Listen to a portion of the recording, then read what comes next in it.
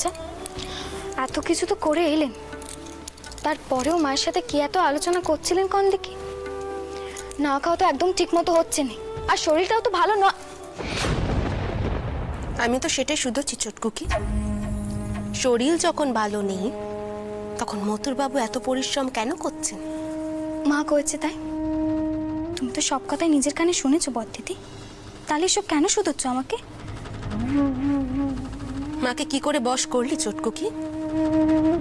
মা তো মথুর বাবুর ওপর বেশ রেখেছিলেন, তাহলে এমন কি করলি যে মা তোদের ওপর আবার বর্ষা করতে শুরু করে দিল?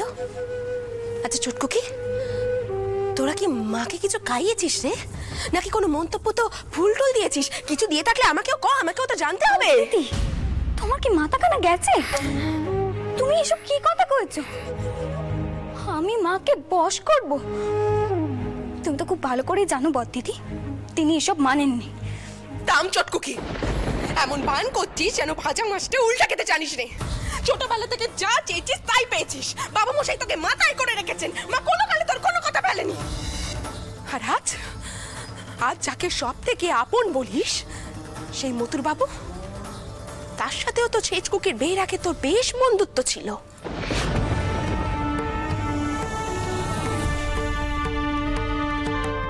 আর মনে মনে তাকে বেশ পছন্দও করতিস।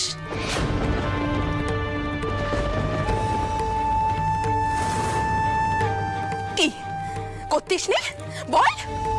আর এমন কি মন্তর পড়লি রে যে আমাদের শেষ বোন করুণাকে এভাবে? দিদি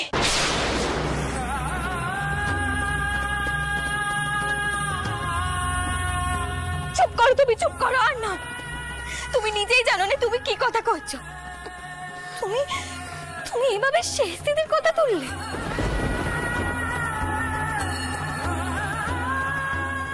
কি কইতে চাও তুমি? কি কইতে চাও?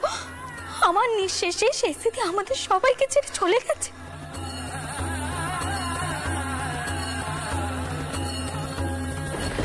এমন কথা তুমি কি করে কইতে পারলে বদ্দিদি? কি করে? বড়দিদি,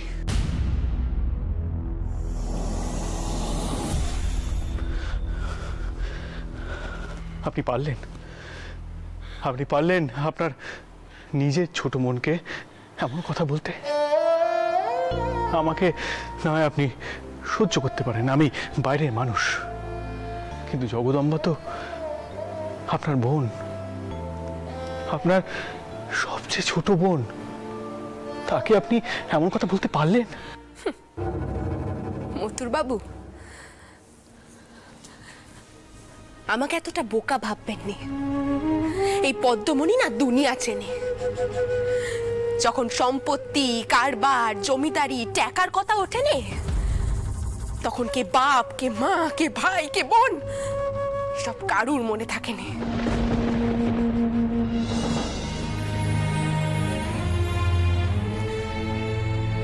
আর আপনি তো ওকে এমন পাঠ পড়িয়েছেন ও এখন আপনার কথায় ওঠে বসে।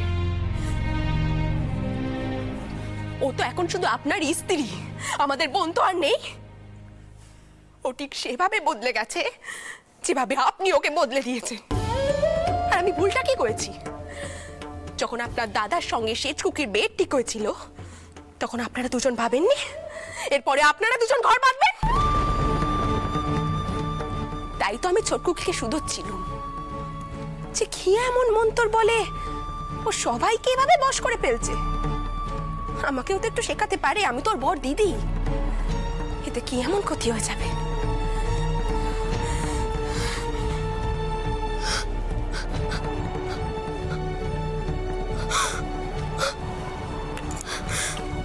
শেষে দিদি কিনা আমাকে এমন ভাবলো। আমি এত ছোট, এত নিচ। আপনি তো জানেন শেষ দিদি আমার কতটা কাছে ছিল, আপনি তো খুব ভালো করে জানেন। আমি জানি জগদম্বা, আমাকে নতুন করে জানানোর কিচ্ছু নেই। করুণা তোমার কতটা কাছে ছিল আমি জানি, না হলে কি তার সন্তানকে এভাবে তুমি কাছে টেনে নিতে পারতে? তার মা ভাবতে পারতে? এই বিয়ে তো হবারই ছিল। তোমরা বলো না, তোমাদের ভাষায় অদৃষ্টের লিখন। কেতো না,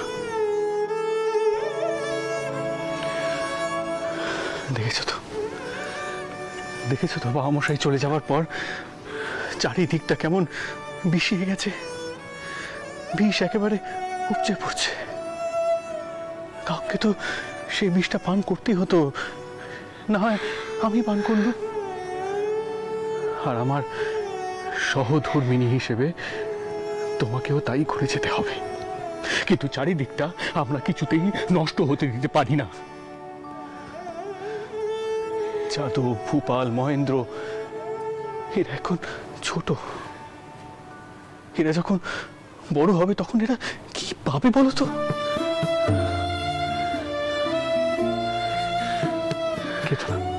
কেঁদো না বাবা মশাই, তাহলে উপর থেকে কষ্ট পাবে। কেঁদো না, একদম কাঁদবে না, একদম কাঁদবে না।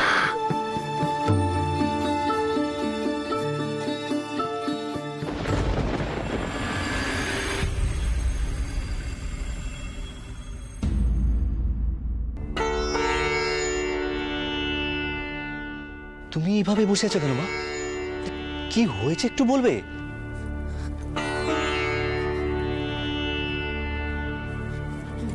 শোন অভয়, তোর নাম কাটা যেন গোপন থাকে বাচ্চা। কিছু মনে করিস না, তুই যে সাহেবদের এ বাড়িতে ঢুকিয়েছিলিস সেটা যেন কেউ টের না পায়। আর তার জন্যে যা করতে হয় তাই কর। কিছু মনে করিস না, তোর বউ কিন্তু একেবারে বিশ্বাসঘাতকতা করছে। কি করেছে সে? কি করেছে সে? তুমি খালি বলো আমাকে। বিশ্বাসঘাতকতা আমি করিনি, করেছে না আপনারা। দিদির এই অবস্থায় এত বড় সত্যতা করলেন, এর ফল ভালো হবে কি? আবার শুরু করলে তুমি। ছেলে কত ধর্মপুত্র বানিয়েছো, তাতে শান্তি হয়নি, এবার কি আমাদেরও সে পথে নিয়ে যেতে চাও? শুনুন, আজ পর্যন্ত আমি আপনার কোনো অন্যায় কথা দিদিকে গিয়ে কইতে পারিনি। সে আমার অক্ষমতা, স্ত্রী কিনা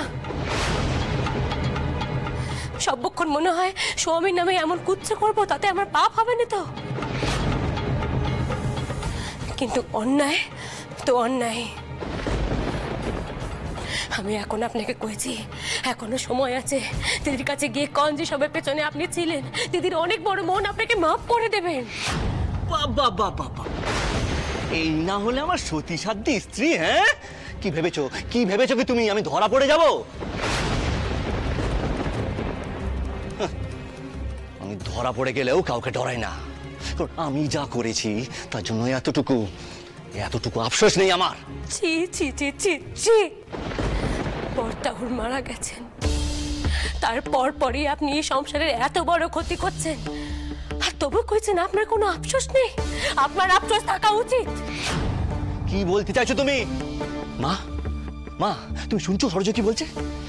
অভয়, আমার কথাখানা জানাজানি হয়ে যাবে না তো বাচ্চা? তুমি ভয় পাচ্ছ কেন? তুমি সরজুর কথায় ভয় পাচ্ছ? পাচ্ছি বাচ্চা, পাচ্ছি, কারণ আমি যে তোর মা।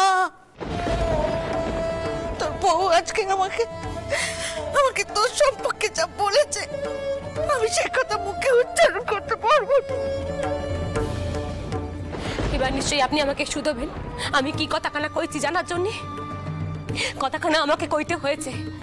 বরটাও তো আপনার ব্যাটার মতনই আছে, তেনার সদ্য মৃত্যু হয়েছে, আর আপনার তাতে একটুও শোক নেই মা।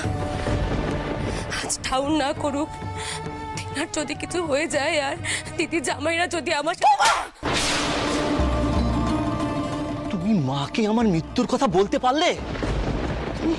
তুমি কাজ করলে কি করে? তবে যখন দাদা বেঁচে নেই। যদি কোনো জন্মে আপনি মেয়ে মানুষ হয়ে জন্মান, তখন বুঝতে পারবেন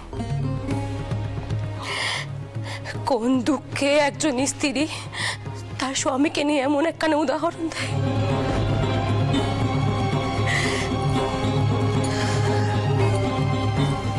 ওই কথাখানা কওয়ার আগে আমার যা হয়েছে তা আপনি বুঝতে পারবেন না।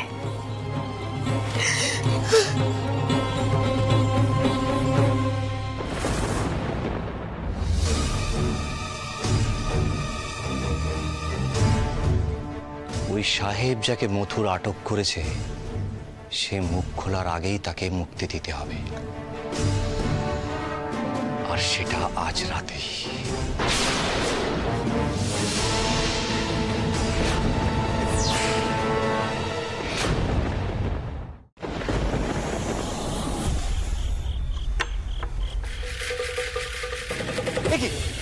গোরা সাহেবকে বেঁধে রেখেছে কে? কোন হামক?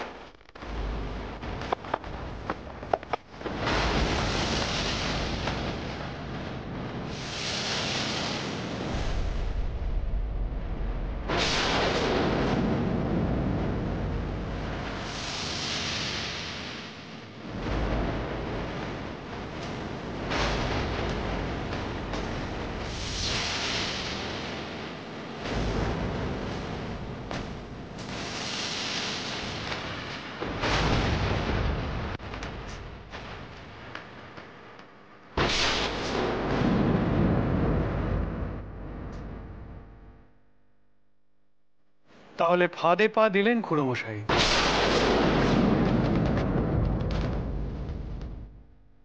শুধু সন্দেহ নয়, মা প্রমাণ চেয়েছেন যে কে বিশ্বাসঘাতকতা করছে।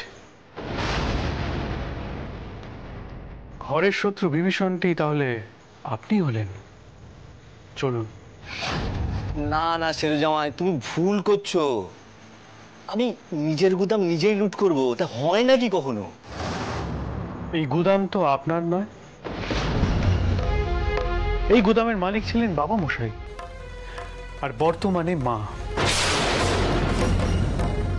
আপনি বোধহয় ভুল করছেন। থামো থামো, বেশি জ্ঞান দিতে এসো না। তোমার মতো তালুক আমিও খাটাই, বউটানের ভালো চাই তাই এসেছিলাম। নিকলসন সাহেবকে বেঁধে রেখে তুমি যে কি মারাত্মক ভুল করেছো তুমি সেটা জানো না।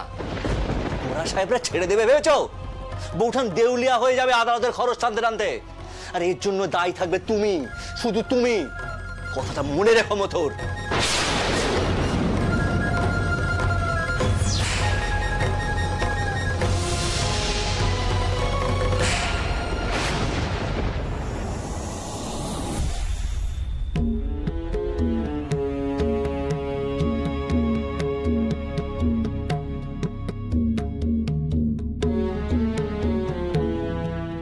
মা,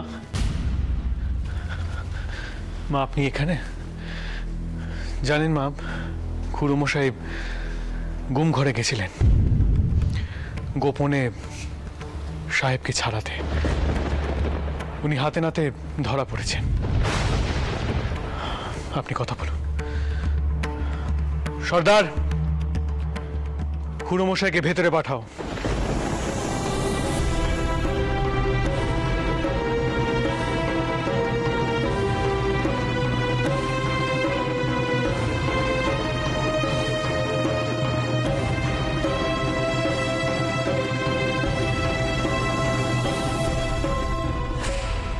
কাজটা কিন্তু ভালো করলে না মথুর।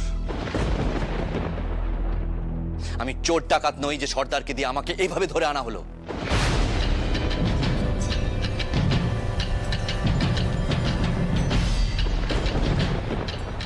তোমার স্পর্ধা কিন্তু মাত্রা ছাড়িয়ে যাচ্ছে।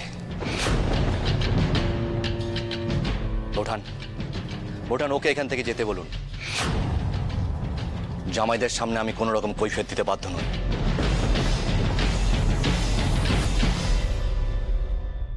বেশ, আমি থাকছি না, চলে যাচ্ছি।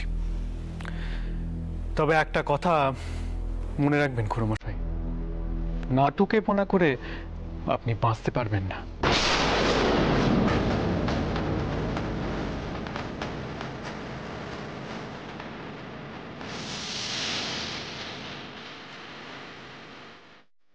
মা, আপনি খুড়োমশাইকে স্পষ্ট করে জিজ্ঞেস করুন তো, তিনি কেন গোপনে সাহেবের কাছে গেছিলেন?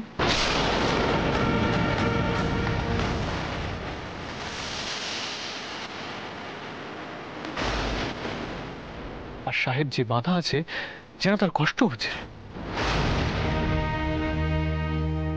অথচ এই সাহেব বাড়ির অন্দরে ঢুকে জগদম্বাকে অপমান করেছিল। খুড়োমশাই, আমি থাকলে যদি আপনার প্রশ্নের জবাব দিতে অসুবিধা হয় তাহলে আমি চলে যাচ্ছি, আমাকে কোনো কৈফিয়ত দিতে হবে না। কিন্তু মাকে স্পষ্ট করে বুঝিয়ে বলুন কেন আপনি গোপনে সেখানে গেছিলেন।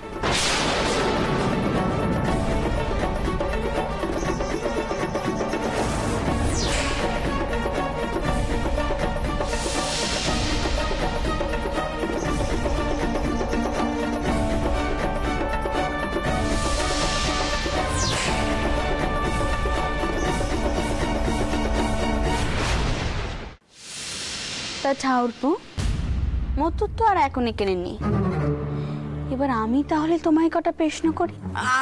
আমি তোমাকে সব বুঝিয়ে কয়েছি ছোট বৌমা, কিছু মনে করো না। আমি তো অভয়কে পাঠিয়েছিলাম ওখানে।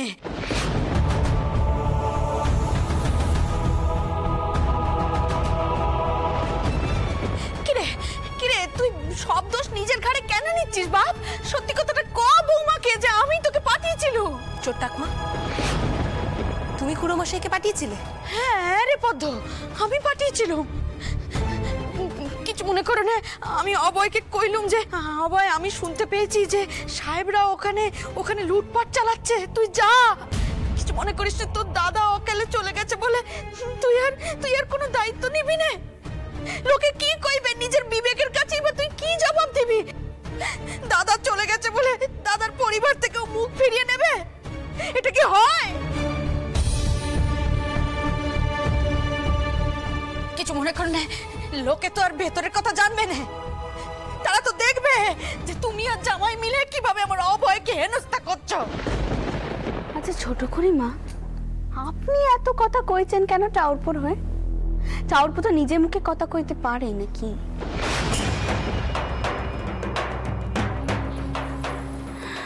আমি শুধু ঠাউরপোর কাছে একখানা কথাই জানতে চাইছিল, ঠাউরপো হঠাৎ ওই গুড়া সাহেবকে চালাতে গেল কেন? নিশ্চয়ই কোনো কারণ আছে।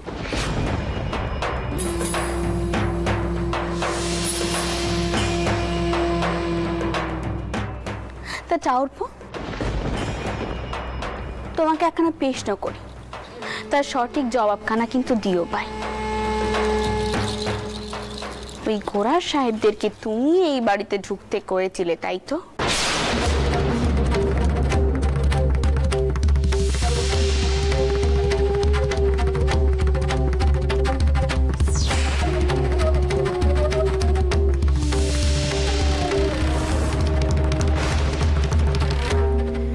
নিচে কথা কই কিন্তু কোনো নাম নেই ভাই।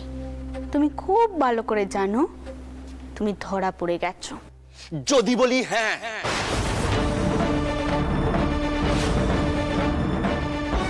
তাহলে কি করতে পারবেন আপনি? অভয়,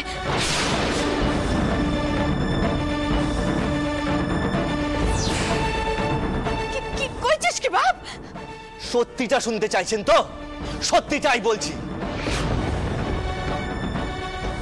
দাদা চলে যাওয়ার পর একবারও পরামর্শ নেওয়ার প্রয়োজন মনে করলেন আপনি?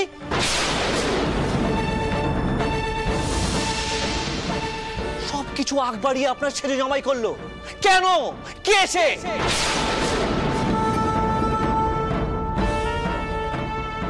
দাদার অবর্তমানে এ বাড়ির অভিভাবক আমি, সব সিদ্ধান্ত আমি নেব।